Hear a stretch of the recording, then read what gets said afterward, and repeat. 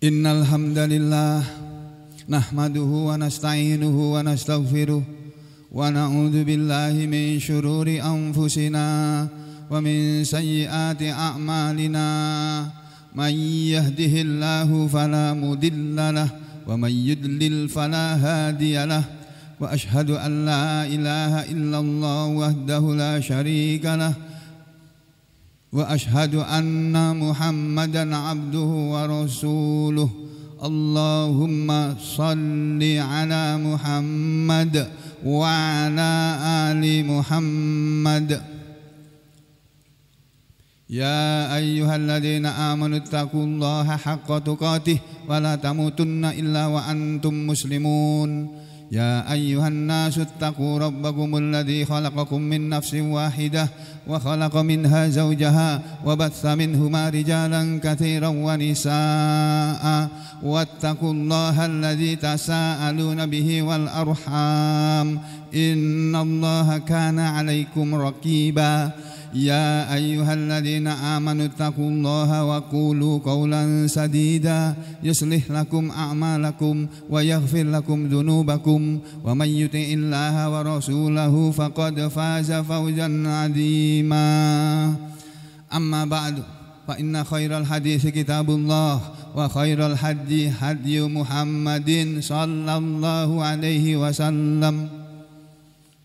Qala Allah Ta'ala fi kitabihil aziz.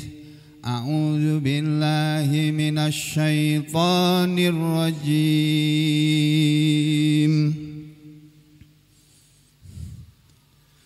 Watlu ma uhiya ilaika min kitabi rabbik la mubaddila li kalimatih walan tajida min dunihi multahada. Wasbir nafsaka ma'al ladzina yad'una rabbahum bil ghadati wal 'ashiyyi yuriduna wajha wala ta'du 'ainaka anhum turidu zinatal hayatid dunya wala tuti' man aghfalna qalbahu an dzikrina wattaba'a hawah wa kana amruhu furutha. Ma'asyiral muslimin rahimakumullah, usikum wa nafsi bitaqwallah faqad fazal muttaqun. Para muslimin rahimakumullah, marilah kita semuanya bersama-sama tetap berusaha untuk berada di jalan Allah, menjadi orang yang beriman dan membuktikan keimanan kita dengan beramal soleh, ikhlas karena Allah saja. Kita lakukan semua amalan-amalan, baik amalan-amalan ibadah mahdhah yang berupa salat, puasa, zakat, haji, umroh, dan zikir-zikir, wirid-wirid dan sebagainya yang telah ditentukan tata caranya oleh Allah dan Rasulnya, maupun ibadah ghairu mahdhah, ibadah yang tidak ditentukan secara tegas oleh Allah dan Rasulnya, sehingga kita diberi kebebasan untuk memilih, tetapi masih dalam koridor petunjuk para ulama yang banyak dari kalangan para ulama dari berbagai mazhab. Bapak-bapak, para muslimin rahimakumullah khususnya, dan ibu-ibu yang ada di belakang sana, marilah kita semuanya ingat bahwa kita hidup di sini hanyalah untuk beribadah kepada Allah. Sekali lagi, kita dihidupkan oleh Allah, diadakan di muka bumi Allah ini adalah dengan satu tugas saja, yaitu beribadah kepada Allah, atau mengabdi kepada Allah, atau menghamba kepada Allah. Jadi kita semuanya harusnya menjadi hamba-hamba Allah, bukan hamba duit, bukan hamba pangkat, bukan hamba jabatan, bukan hamba manusia siapapun dia. Tapi kita adalah hamba-hamba Allah karena kita hidup, diberi hidup oleh Allah. Kemudian Allah menyediakan semua sarana prasarana untuk hidup kita, berupa langit dan bumi beserta isinya. Kita kebetulan tinggal di bumi Allah yang bernama Indonesia. Di Indonesia ini Allah sudah mengkaruniakan banyak nikmatnya di dalam tanah, di dalam bumi yang ada di seluruh Indonesia. Bahkan di dalam lautnya Allah sudah menyiapkan segala sarana dan prasarana untuk hidupnya rakyat Indonesia ini.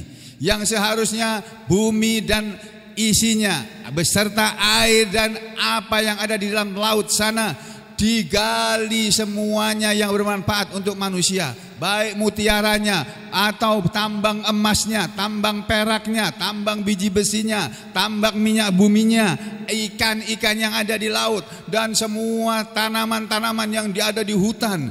Apapun jenis tanaman itu seharusnya digunakan oleh pemerintah Republik Indonesia ini untuk kesejahteraan, kemakmuran seluruh rakyatnya, bukan hanya kemakmuran sebagian dari anggota masyarakat yang ada di bumi ini.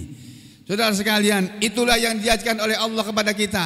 Makanya dalam Al-Quran ini, saudara-saudara sekalian, ingat, ayat yang pertama kali turun itu bukan ayat yang berupa perintah untuk sholat, bukan ayat yang berupa perintah untuk berangkat haji atau umroh, bukan pula yang lainnya. Perintah pertama yang Allah berikan kepada manusia lewat Al-Quran adalah Iqra, bacalah. Bismi rabbikal ladzi khalaq, bacalah Al-Quran ini terutama.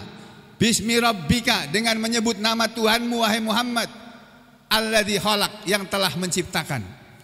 Jadi Allah khalaqal insan, telah menciptakan manusia min alaq, berasal dari satu gumpalan darah.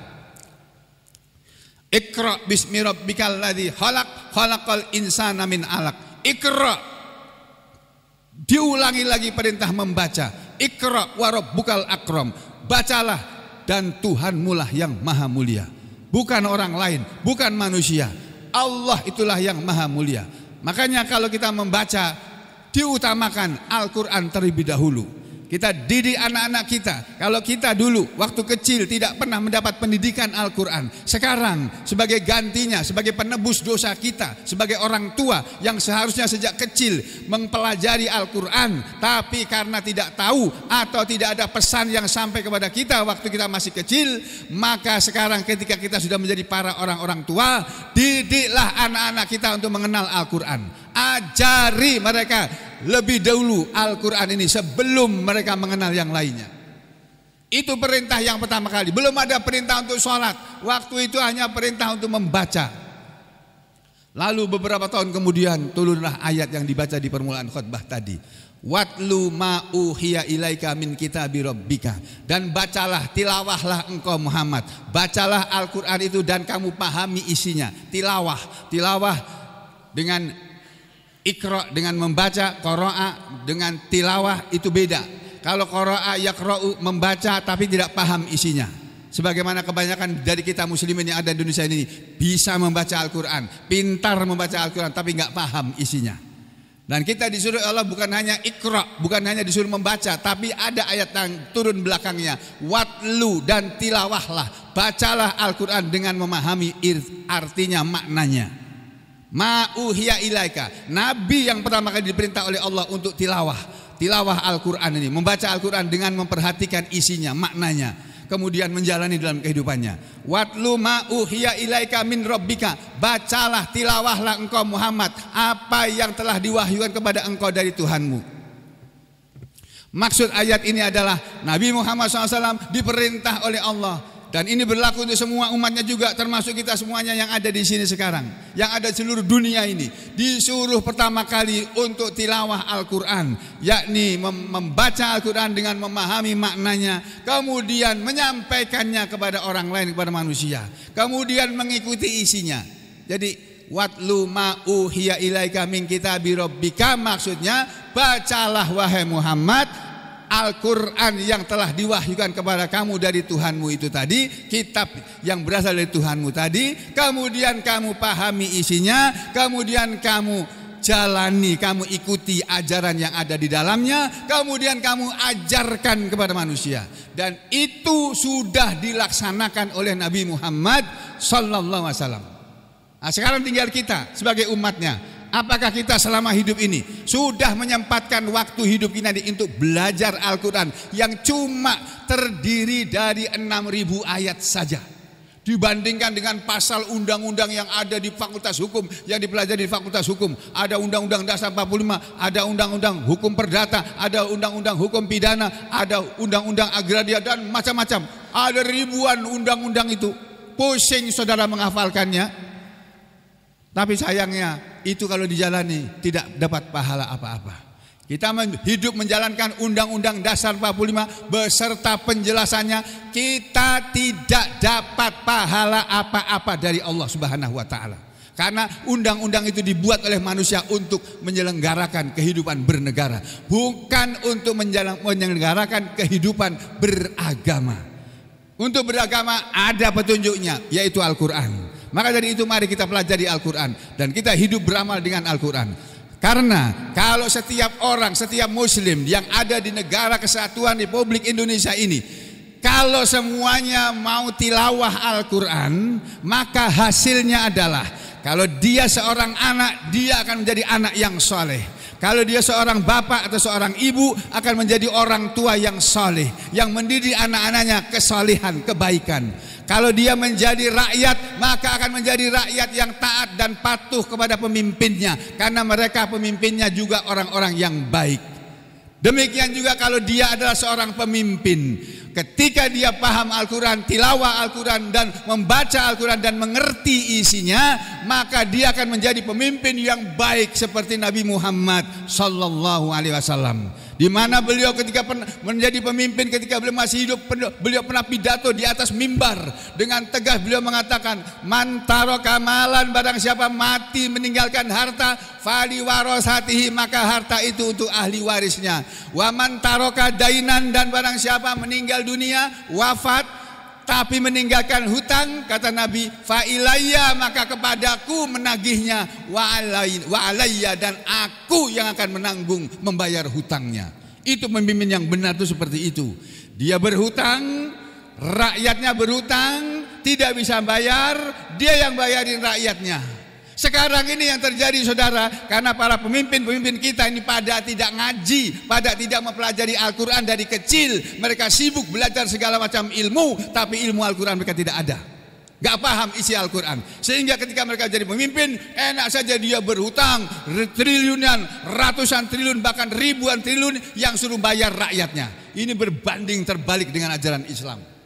Oleh sebab itu saudara sekalian, ayo kita semuanya mulai sekarang ini kita didik diri kita didik anak-anak kita, istri-istri kita untuk mengenal Al-Quran. Lalu hiduplah kita dengan Al-Quran, maka segala keperluan hidup kita akan diurusi oleh Allah Subhanahu wa taala. Camkan nasihat ini. Aku lu qauli hadza, astaghfirullah li wa lakum.